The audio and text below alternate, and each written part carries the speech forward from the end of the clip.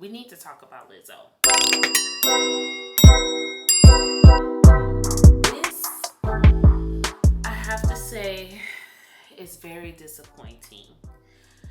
Because of my experience with people of great stature, I have a tendency to believe what people are saying. So it's very hard right now to process this Lizzo information. It's very disappointing.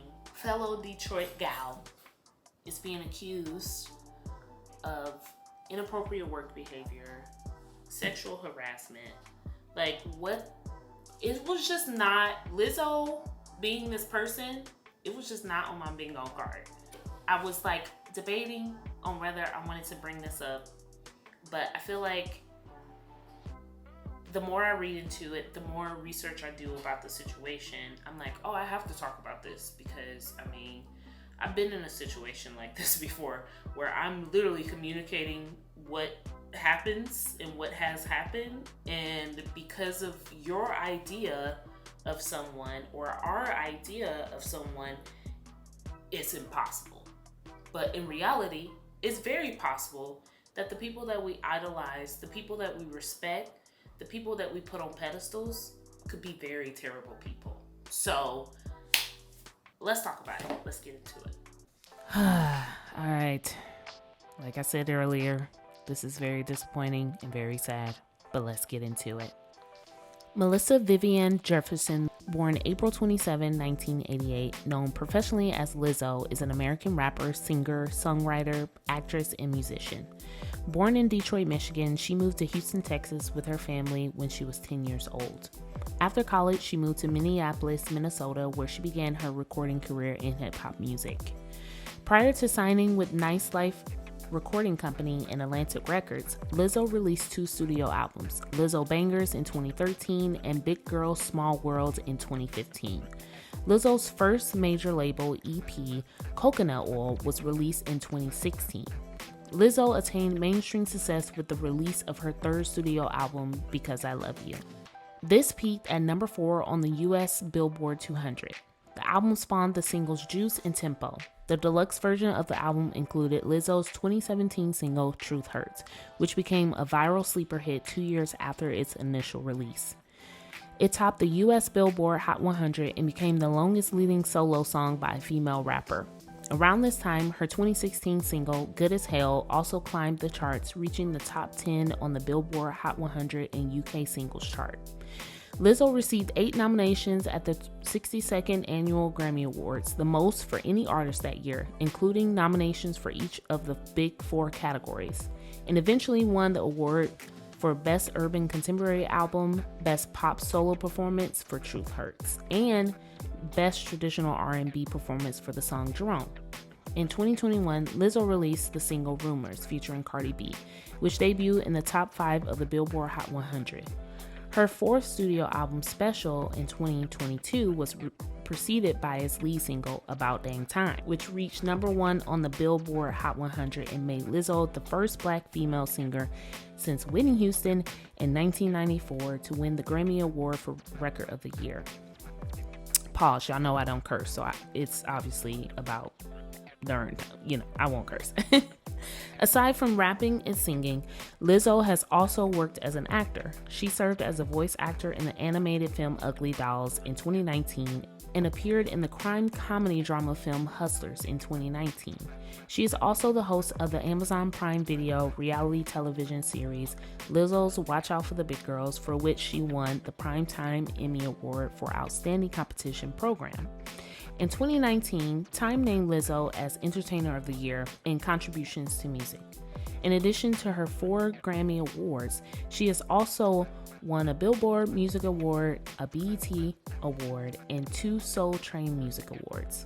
Lizzo was classically trained as a flutist by Claudia Moman for 8 years, from the age of 10 until she graduated high school in A-Leaf in 2006, where she began rapping. At the age of 14, she formed a musical group called Cornrow Click with her friends. At this time, she acquired the name Lizzo, a variant of Lizza inspired by Jay-Z's Lizzo in college. She studied classical music, concentrating on the flute at the University of Houston. At the age of 21, after the death of her father, she lived out of her car for a year as she tried to break into the music industry. She dropped out of college and moved to Minneapolis, Minnesota in 2011. When asked about her sexuality in a June 2018 interview, Lizzo stated, "I personally don't ascribe to just one thing. That's why the colors for LGBTQ+ are a rainbow. Because there's a spectrum, and right now we try to keep it black and white. That's just not working for me." She has a strong LGBTQ+ following and has dubbed her fans lesbians. She later stated that she considers herself an ally and leans heterosexual. Throughout her career, Lizzo has been subject to body shaming due to her obesity. She is considered a role model and advocate for body positivity and self-confidence. She partially credits social media and the internet in general for changing the narrative around size and giving visibility to overweight women. In December 2019, Lizzo sparked controversy at a Los Angeles Lakers game where on camera she danced and twerked to her song Juice while wearing a dress that revealed her thong. In an interview with CBS This Morning, she said, "Anyone who knows me knows that this is how I've always been. This is how I've always liked to dress." On January 5th, 2020, Lizzo stopped using Twitter. She cited too many trolls as the reason for her departure, adding, "I'll be back when I feel like it." Her Twitter account has since been updated by her management while she remains active on her Instagram. Lizzo often discusses her mental health and its impacts on her career. Here are some Lizzo quotes that I find very cringeworthy if, the allegations against her are true. One of her quotes states, "I work on myself daily to be a better person. When I react in a negative way to somebody, I sit back and think about why I did it. So I'm always working on myself, and my music is the same. Everyone looks to an artist for something more than just the music, and that message of being comfortable in my own skin is number one for me. The fight still isn't people of color versus white, it's the people versus the system built to keep us down. That's the first line of the Constitution, and the system is man-made, but it is made of no man. Everyone, regardless of class, creed, culture, and ethnicity, can fight the system and help to break it down." I wanted to read a couple of her quotes because I find it extremely ironic if the allegations against Lizzo is true about her body shaming her own dancers, sexually harassing them, forcing them to do things that they aren't comfortable with, or if they don't do something, they'll lose their job. I find it extremely ironic that she's made these type of statements, and I find it very sad for her fans. Okay, now let's get into these allegations. Lizzo is facing a new lawsuit that levels serious allegations, including claims that she created a hostile work environment and engaged in sexual harassment. She's denied these allegations, which have raised questions both about her treatment of employees as well as the reality of the image she's cultivated as a champion of plus-size women and women of color. The lawsuit filed by 3 of Lizzo's former dancers this week also alleges misconduct by her production company, Big Girl Big Touring, Inc., and her dance team captain, Charlene Quigley. Among the claims included in the suit is that Lizzo pressured dancers into unwanted sexual situations, made statements that were perceived as thinly veiled comments about a dancer's weight gain, and put people through grueling rehearsals that led to one dancer soiling herself. In an Instagram post, Lizzo pushed back against these allegations, claiming they are as unbelievable as they sound and too outrageous to not be addressed. She has also hired Hollywood lawyer Marty Singer, an attorney who has previously worked with Jonah Hill, Kim Kardashian, Chris Brown, and Bill Cosby, to represent her case. Known for hits like Good as Hell and Truth Hurts, Lizzo has been synonymous with catchy hits that have an overwhelmingly positive message. Additionally, as a plus-size Black artist, she's repeatedly called out the criticism and abuse plus-size women of color face in society and sought to promote better beauty standards. Previously, she launched a size-inclusive shapewear line called Yiddy and also had a reality show called Watch Out for the Big Girls, which aimed to spotlight and cast plus-size dancers. Two of the plaintiffs, Ariana Davis and Crystal Williams, appeared on the show. Potential harassment detailed in the lawsuit, though, calls this message and her image into question, while highlighting the relative lack of oversight for artists in the music industry. The stunning nature of how Lizzo and her management team treated their performers seemed to go against everything Lizzo stands for publicly, while privately she weight shames her dancers and demeans them in ways that are not only illegal but absolutely demoralizing. Her attorney, Ron Zabrano, said in a statement. The lawsuit brought by plaintiffs Crystal Williams and Ariana Davis and Noel Rodriguez alleges 9 areas of misconduct in total related to their experience on Lizzo's special tour. Some of these claims are made against all 3 defendants, including Lizzo, Quigley, and Big Girl Big Touring Inc., while others are only alleged of some of the defendants. Additionally, some of the claims are made by all 3 plaintiffs, while others are only made by individual plaintiffs. The civil lawsuit was filed in Los Angeles Superior Court and could result in monetary damages for the plaintiffs if it were to move forward and the defendants were found liable. Prior to filing the suit, Davis and Williams have been fired from the dance troupe, while Rodriguez said she resigned over how poorly her colleagues were being treated. The allegations made against all 3 defendants include a hostile work environment that features sexual harassment, a failure to prevent or remedy sexual harassment in the workplace, and a failure to prevent or remedy religious harassment in the workplace. The plaintiffs claimed they were made to feel their employment was precarious and that they had to comply with requests that made them uncomfortable in order to continue working. Some of those requests were of a sexual nature, including, among other things, pressure for Lizzo to attend a performance with new dancers in Amsterdam, to eat bananas placed in new dancers' genitals, and pressure on one of the plaintiffs to touch a dancer's breast. Other allegations were tied to religious harassment. The suit alleges Quigley spoke intensively about her religious views as a Christian and berated those who didn't share these beliefs. It claims that one dancer's virginity was frequently discussed against her will, and that dancers were pressured to participate in group Christian prayer regardless of their religious beliefs. All 3 defendants did little to remedy such actions despite knowing about them, the lawsuit claims. Another part of the suit highlights concerns Lizzo had allegedly expressed about Davis's struggle on tour, including comments Davis perceived as thinly veiled concerns about weight gain. Such statements followed alleged remarks Lizzo previously made about Davis's weight, which the suit claims led her to feel self-conscious and required to speak on the issue. The suit details, too, a grueling surprise audition dancers already hired on the tour had to undergo in order to keep their positions, during which Davis soiled herself out of fear that she would lose her spot as a dancer if she went to the restroom. Davis claimed she was then given transparent shorts to change into. Lizzo has denied these allegations and has yet to signal what steps she plans to take next. The lawsuit underscores the poor working conditions in the music industry and the lack of accountability that exists for such abuses. Long hours, difficult physical labor, and short-term contracts are common, while institutional oversight of individual artists isn't always present. Other artists, including Cher and Britney Spears, have been sued by their employees in the past for alleged discrimination and battery, respectively. For example, Cher's case was dismissed and Spears settled her case.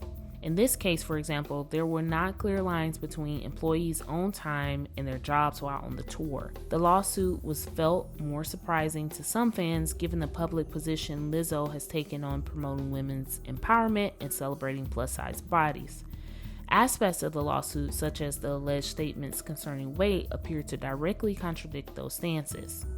Other developments have brought attention to the case as well, including Beyonce deciding not to mention Lizzo's name while singing in a song that references her in a recent concert. And for some fans, past lyrics in Lizzo's song Rumors have taken on a different tenor in the wake of the lawsuit. In that song, she refers to people trying to sue her, NDAs, and sings about not caring about legal matters.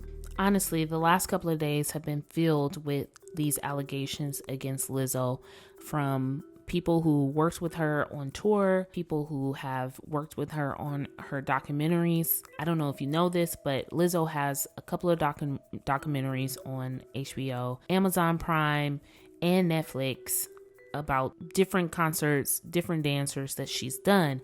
And there's recently been a comment from someone who worked with her on those documentaries. Sophia Nahali Allison speaks out about her experience. This is what she had to say. I usually do not comment on anything pop culture related, but in 2019, I traveled a bit with Lizzo to be the director of her documentary. I walked away after about 2 weeks. I was treated with such disrespect by her. I witnessed how arrogant, self-centered, and unkind she is. I was not protected and was thrown into a messed up situation with little support. My spirit said to run as fast as you can, and I'm so grateful I trusted my gut. I felt gaslit and was deeply hurt, but I've healed. Reading these reports made me realize how dangerous of a situation it was. This kind of abuse of power happens far too often. Much love and support to the dancers. So there are a lot of people who are coming forward about their experience with Lizzo, and it's actually pretty sad what we're hearing. I will say, I did notice that Beyonce set up a lot of parameters on her tour with the people that she was inviting into her space to have resources for mental health, to check in with their bodies, to make sure that there were no incidents with sexual harassment or any type of intimidation during her concert. And honestly, I think more people are going to start doing that while they're traveling with, immense amount of people that they cannot, as an artist keep up with. So it's actually pretty sad. I will say, however, this does happen pretty often. Like I said earlier, Britney Spears and Cher have dealt with allegations like this, but not to this extent to where they've been accused with sexual harassment and being accused of forcing their employers or employees to do things that they weren't comfortable with. I don't know. It's just all very dicey. I guess the more I hear about it, the more disappointed I am in the situation. It really does suck. Okay. After watching, how do you feel? I don't know how to feel. I feel bad because Lizzo has been an advocate for so many things, for so many people, for bullying, for fat shaming, for body positivity. She's been such an advocate for these things. And I feel like maybe throughout the years, because she's been in this industry for so long, maybe she got caught up in the praise of who she represented herself to be, and she just started being careless with her behavior. I don't know. I can see both sides where, Lizzo may not be the only one responsible for the allegation. People who are accusing her of this inappropriate behavior, they're not just saying it's Lizzo. They're saying it's her and her camp.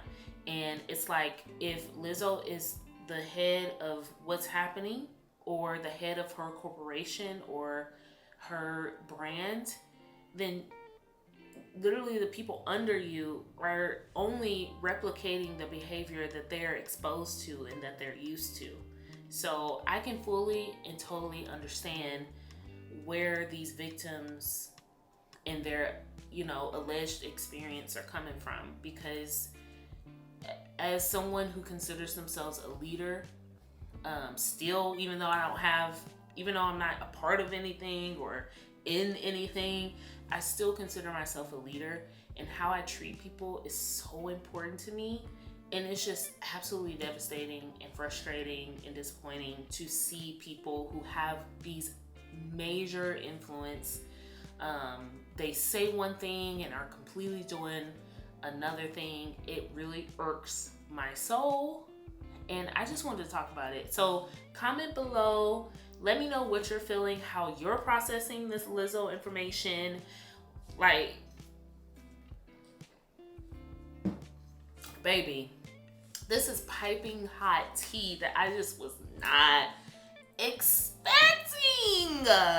So let's talk about it in the comments. Let me know how you feel and what you're feeling, or if you've ever experienced being a part of something and the head of whatever you were a part of took advantage of their power, dynamic of abuse of power. And, you know, I'm going to do everything I can to keep my job. I'm going to do everything I can because I'm still a part of this thing, and I have to follow these rules and do whatever my boss is telling me to do because I don't want to lose my job. I don't want a bad reputation. I don't want to expose myself. I don't want to get out here.